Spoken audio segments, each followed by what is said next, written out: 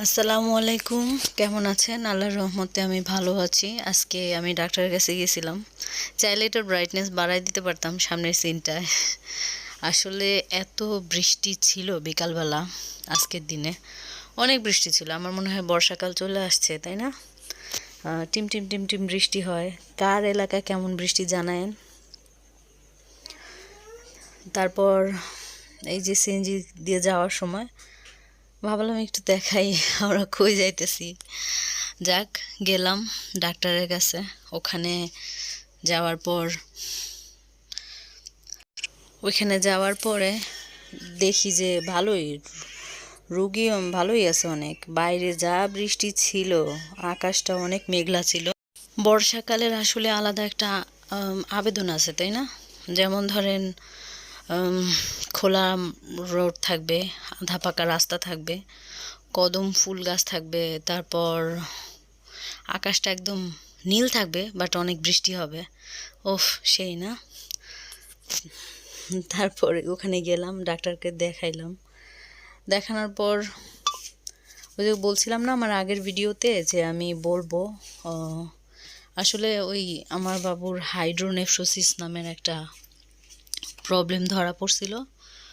তো অনেক টেনশনে ছিলাম আমি, এখনও আছি। কারণ কোনো কিছুই ছোট না, কোনো রোগই ছোট না। কারণ অনেক কিছুই ছোট থেকে হঠাৎ করে বড় হয়ে যায়, তাই না? যাক, আল্লাহ ভরসা। ডাক্তারও অনেক ভরসা দিল, বলল ইনশাল্লাহ আল্লাহ চাইলে ঠিক হয়ে যেতে পারে, টেনশন করতে না। কি আর করা, আল্লাহ ভরসা। আমিও আশায় আছি ইনশাল্লাহ ঠিক হয়ে যাবে। এখানে প্রেশার মাপতেছিল, প্রেশার ছিল। আমি তো ভাবছি যে খাওয়া দাওয়া করে গেছি, তারপর প্রেশার বাড়ার মতো সব খাবারই খাইছি। খুবই টেনশনে ছিলাম। তারপরে আবার হাইটা উপরে উঠছি, তো লিফট ছিল, লিফটেই উঠছি। বাট যতটুকু হাঁটছি আমি ভাবছি যে আমার মনে হয় প্রেশারটা ভালোই দেখাবে, কিন্তু দেখি না, প্রেশার একদম লো। খাওয়া দাওয়া ঠিক মতো আরও করতে হবে। যাক, তারপরে এই বৃষ্টির মধ্যে বের হয়ে গেলাম, কারণ রোগীর চাপ অতটাও ছিল না, কমই ছিল। বৃষ্টিতে অতটা বের হয়নি মনে হয়। আর এত জ্যাম, যে রোড দিয়ে বের হয়েছি ওই রোডে ভালো জ্যাম ছিল। আপনারা হয়তো বা লক্ষ্য করতেছেন আমি হাঁপাইতেছি, জানি না, হঠাৎ করে আবার এই প্রবলেমটা শুরু হয়ে গেছে আমার। মাঝখানে কয়েকদিন অফ ছিল। এখন কথা বলতে গেলেও আমার কেমন জানি ক্লান্ত আসে, আর কেমন যেন হাঁপাইতে থাকি। কেন এমন হয় কে জানে।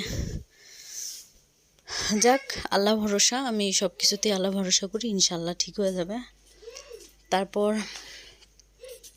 বৃষ্টি এনজয় করতেছিলাম বাইরে, বৃষ্টি ছিল। আর আপনারা যারা এই পর্যন্ত আমার ভিডিওটা দেখছেন, আশা করি আমার ভিডিওতে একটা লাইক দিবেন, একটা কমেন্ট করবেন। আমি আশায় থাকলাম ইনশাল্লাহ। একটা শেয়ার যদি আপনাদের ভালো লাগে তাহলে দিবেন। তো পথে ভাবলাম যে বাবুদের জন্য কিছু নিয়ে যাই। আর ঘরে তেমন কিছুও ছিল না, কারণ শেষ হয়ে আসছিল সব। তো ওদের জন্য একটা বেকারি আমার আমার হাজব্যান্ডের পরিচিত আর কি, ওনার দোকানে সাপ্লাই দেয়, ওখান থেকে কিছু নিয়ে নিলাম। ভালো থাকবেন, আমার জন্য দোয়া করবেন। আসসালামু আলাইকুম।